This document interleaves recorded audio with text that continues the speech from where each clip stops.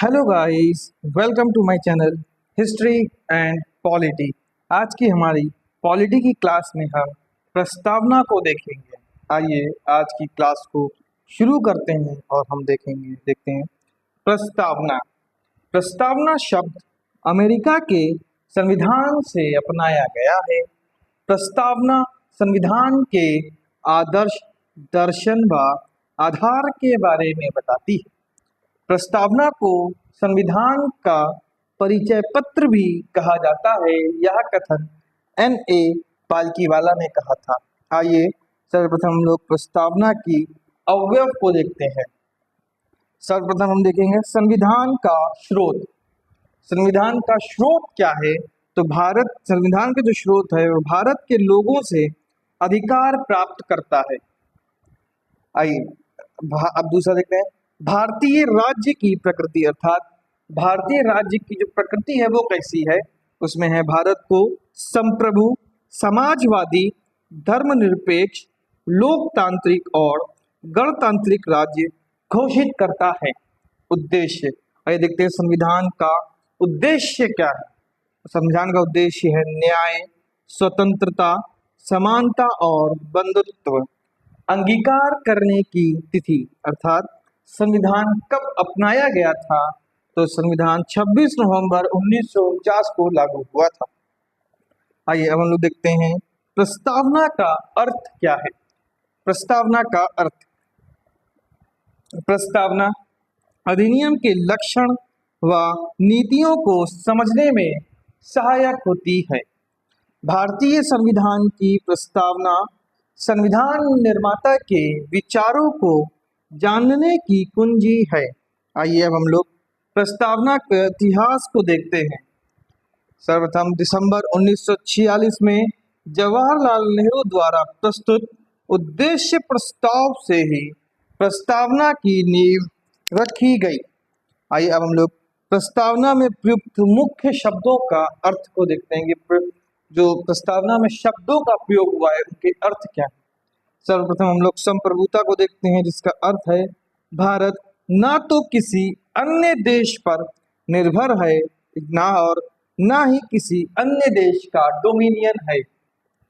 अर्थात भारत आंतरिक व बाहरी रूप से निर्णय लेने में स्वयं स्वतंत्र है। भारत अपने सभी मामलों, आंतरिक व बाहरी के लिए निर्णय लेने के लिए स्वतंत्र है। दूसरा है समाजवाद। 42वें संविधान संशोधन अधिनियम 1976 द्वारा प्रस्तावना में जोड़ा गया था। मूल प्रस्तावना में समाजवाद शब्द नहीं था।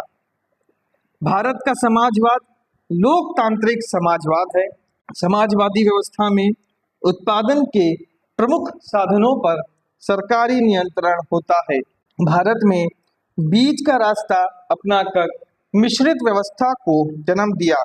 भारतीय समाजवाद मार्क्सवादी और गांधीवाद का मिश्रण है, जिसमें झुकाव गांधीवाद की तरफ है।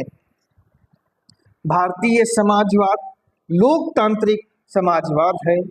लोकतांत्रिक समाजवाद को 3 वर्गों में विभाजित किया गया है, जिसमें पहला है संसदीय लोकतंत्र, दूसरा है व्यक्तिगत स्वतंत्रता, तीसरा है अवसर की समानता। इन लोकतांत्रिक समाजवाद का लक्ष्य गरीबी, अज्ञानता, बीमारियों और अवसरों की असमानता को समाप्त करना। तीसरा शब्द है धर्मनिरपेक्ष। यह भी 42वें संविधान संशोधन अधिनियम 1976 द्वारा जोड़ा गया था।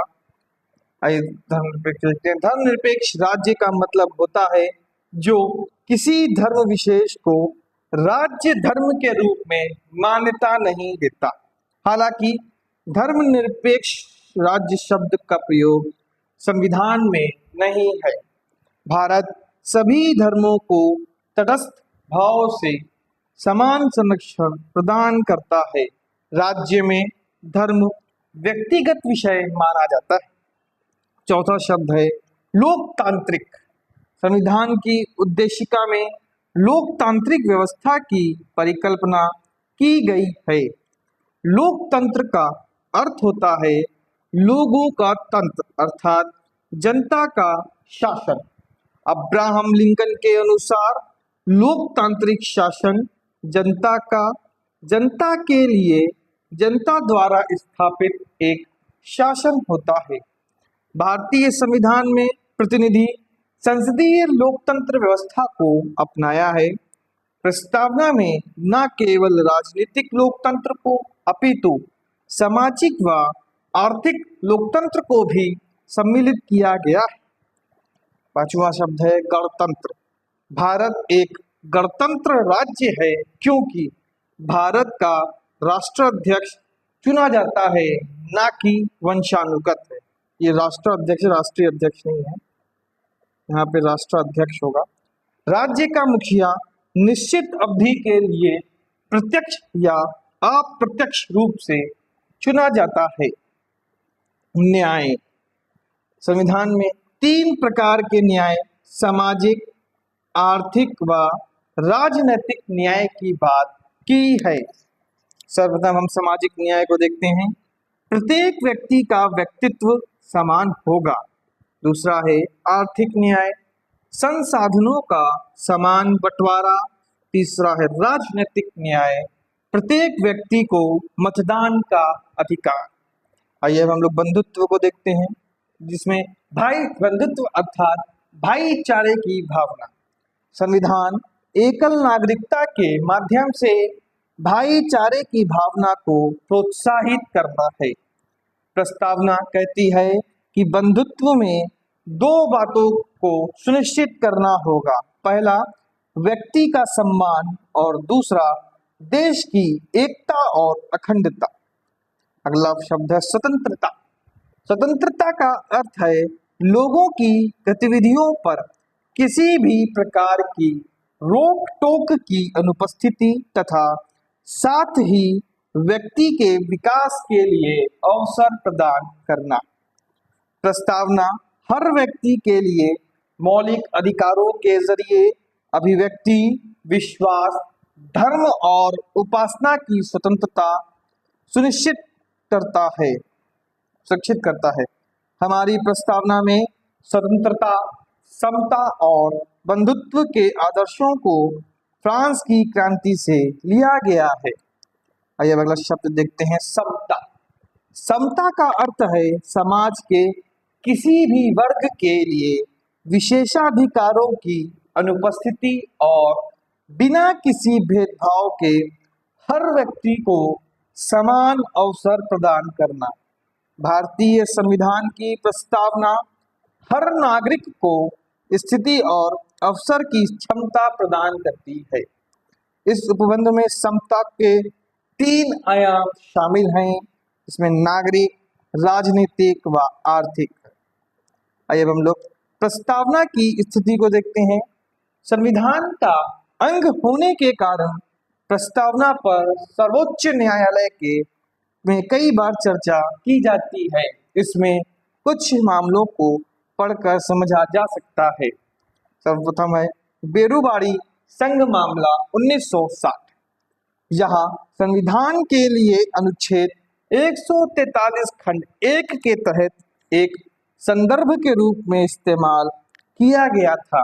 अदालत ने कहा कि प्रस्तावना निर्माता के दिमाग को खोलने की कुंजी है, लेकिन इसे संविधान का हिस्सा नहीं माना जा सकता है, इसलिए यह कानून की अदालत में लागू करने योग्य नहीं है। इसकी सुनवाई 8 जजों की पीठ ने की थी। दूसरा केस था केशवानंद भारती मामला 1973। पहली बार 13 जजों की बेंच ने एक रिट याचिका पर सुनवाई के लिए जुटी थी।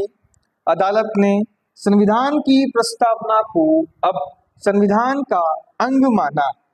प्रस्तावना संविधान की विधियों और प्रावधानों की व्याख्या में महत्वपूर्ण भूमिका निभाता है।